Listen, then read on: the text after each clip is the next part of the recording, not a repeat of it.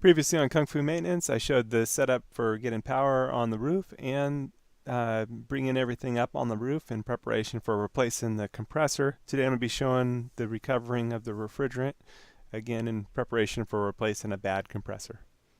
So first thing is going to be recovering the refrigerant that I charged yesterday. Not yesterday, it was the day before yesterday. We'll be replacing the filter dryer, we'll be replacing the compressor.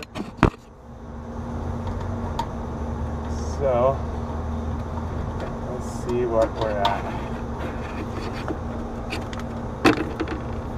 Had I known what was happening, I would not have charged the unit, you know. At least we repaired our leak. Yeah, we've got refrigerant now. Okay. So that's the high side hooked up, and gonna go just through the recovery.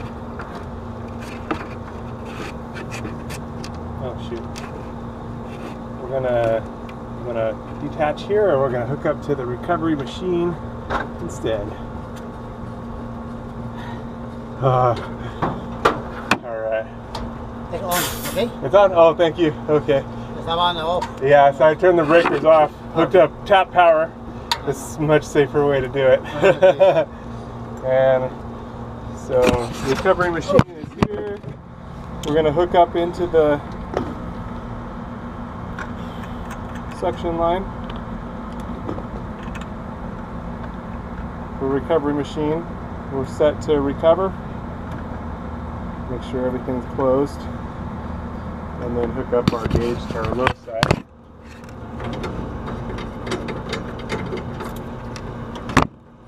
And then the high side from the recovery machine. You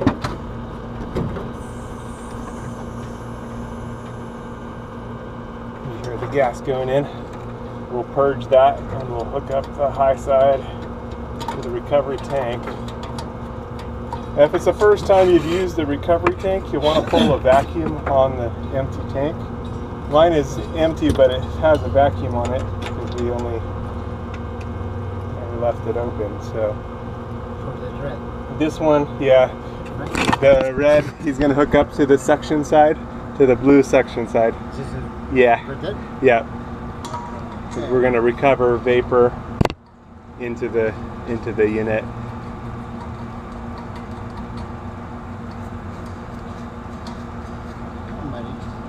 All right.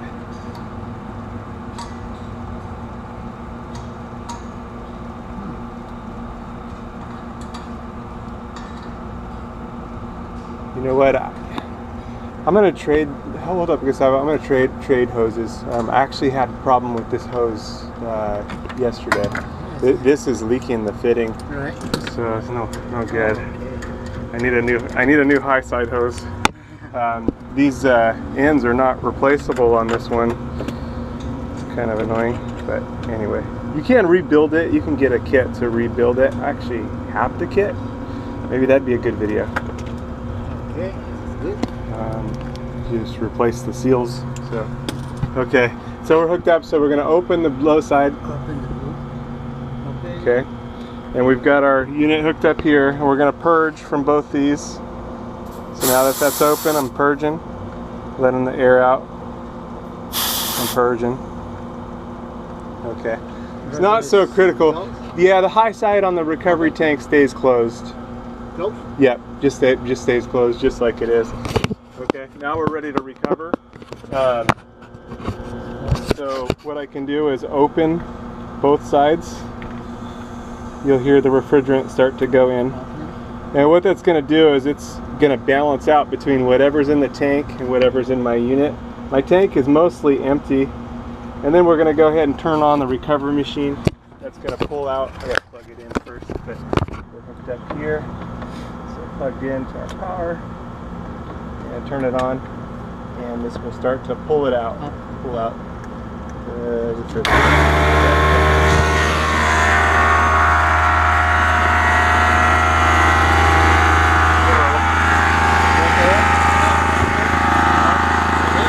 Yep. Yep. So it's coming in. Here's our suction side. And once it pulls it all the way down, Yeah, once it pulls it down to pretty much 0. When right there is a 0, is it done? Yeah.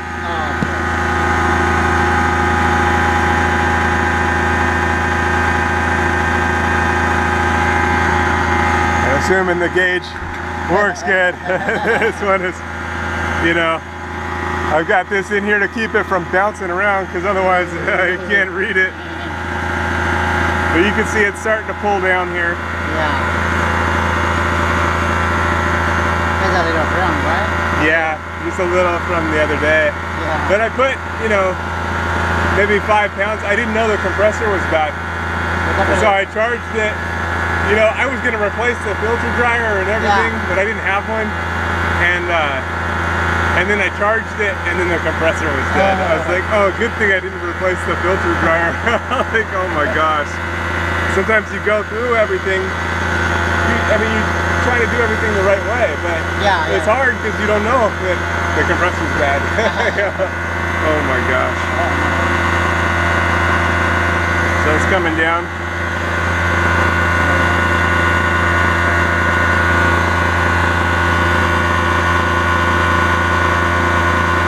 So if we want to speed up the recovery, what we can do is go inside and turn on the heater. Open the heater valves, turn the heater on the unit, and that'll help boil off the refrigerant faster. But I do have a guy coming to work in there. I don't know if I turn that heater on, it's going to be 120 degrees in there. So I guess actually I'll skip turning the heater on. It's kind of a good thing to do, but that poor guy, I'm having the shower refinished in there. And, you know, it's bad without any heat. Can you imagine with the heater and all the chemical breathing that in? That'd be horrible. So. The machine's gonna get there, so we'll pull it down. It'll even pull it into a bit of a vacuum. You can see it goes below 0, goes into a -30. So we'll pull it a little bit of a vacuum. How many they found? How many pounds? You can't really tell how many pounds from the pressure because pressure is different based on temperature outside. So you can kind of guess at it, but these machines usually hold about 6 pounds, 6.5 pounds for this machine. So I'm guessing that's about how much we have. We'd have to weigh our recovery machine before we recover, and then weigh it afterwards. Weigh the recovery that would tank. tell us how many pounds we recovered. When right there is full, it is no more engine? Like that? And it's dangerous. You know, I always want to take precaution to make sure your tank is not too full. You know, you weigh it before or weigh it after. Ours, we know it was empty last time. Remember the unit we were on when we ran out of the refrigerant. So I know I can't get it too full. Because this is almost a 30, you know, it's a 30-gallon tank. I'm pretty sure on the recovery tank it's a 30-gallon tank. No, 25 pounds. So for sure it can handle the 6 pounds, no problem. Yeah.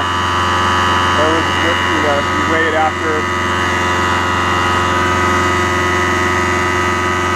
Now normally you can reuse the refrigerant, but because this one, the compressor burned out, I don't want to reuse the refrigerant. I'll call HV Supply and I'll have them exchange the tank for a new tank.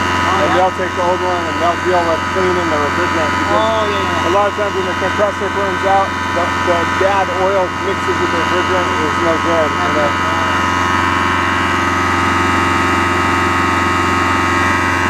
You can definitely hear the difference in the pressure as this is starting to run out of the refrigerant. Yeah, it's, I don't like it. I don't like it.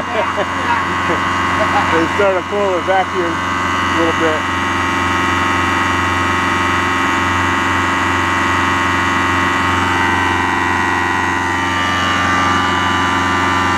So it can start to close off the end a little bit.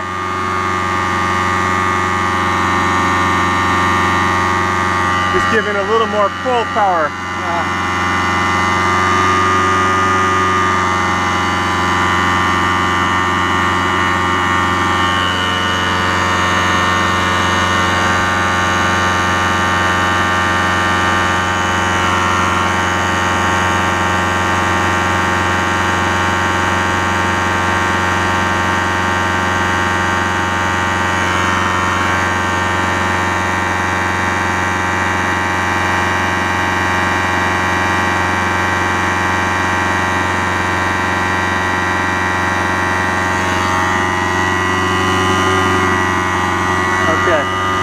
So we're pretty much there. Now we can close this. We can flip it over to self-clearing. And we're just going to recover the last little bit of refrigerant that we can, in theory.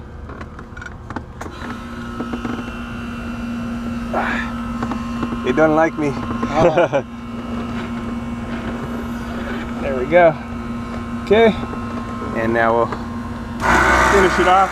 And now we'll grab what's left here. Oh. Is it everything? Zero? Yep. About or? Yep.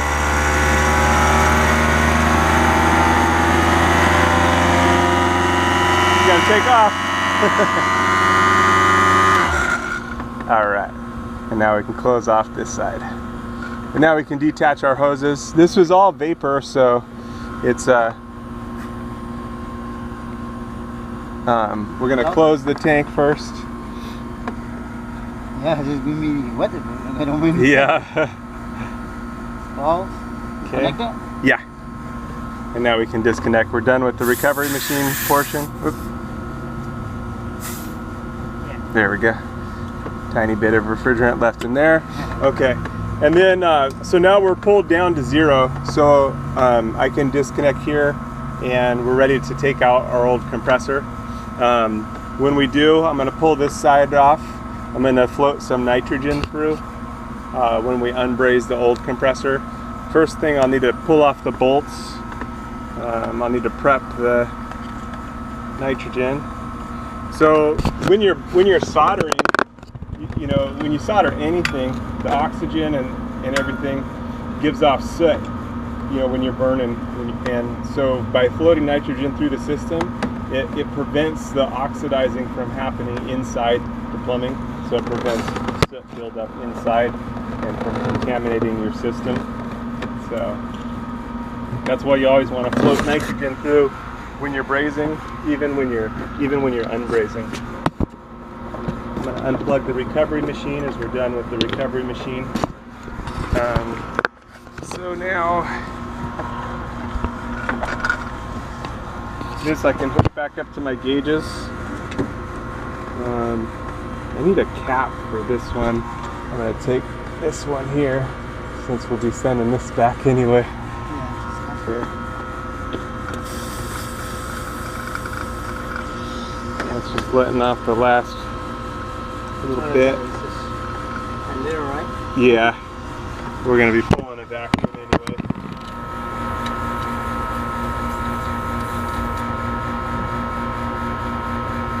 Okay.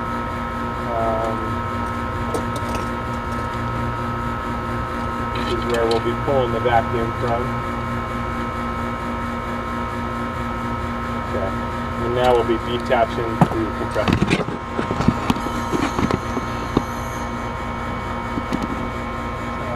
Yeah. 0. Okay.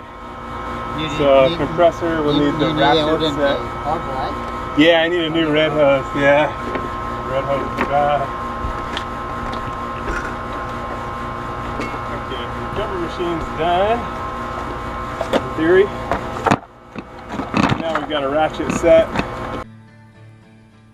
Come in, my brother, I will turn the light on. Tell me, my friend, what do you see?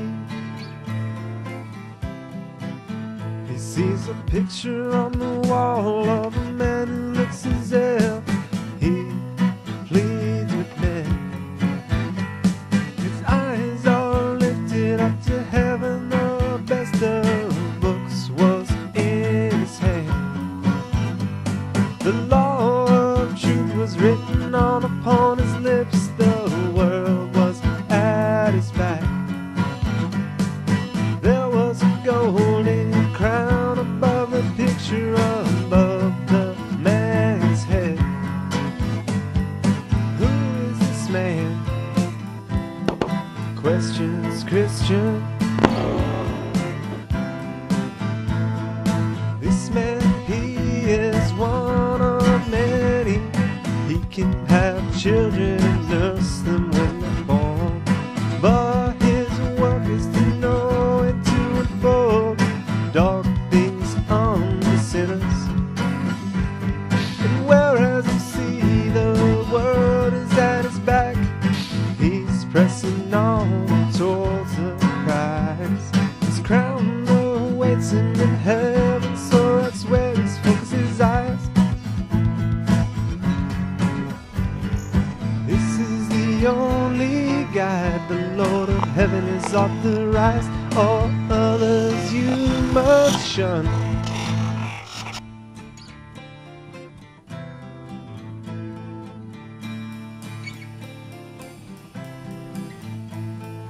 Then the interpreter led him to a parlor that was full of dust because it never had been swept. And he called for a man to sweep the floor, but the dust began to fly. Then he said to a woman that stood by, bring some water and sprinkle the room. Then it was swept and cleaned easily. What does this mean? Question Christian. Paul represents the heart of a man that was never sanctified by the good news. The dust in the room is original sin, the inward corruptions that defile the whole man. First man that swept is the law. All the woman you saw represents the gospel. The sweeping of the law makes sin worse, but the grace of the gospel made it possible to clean up the sin and corruption with pleasure. The gospel comes in with a sweet and precious influence to make sin conquer and subdue it.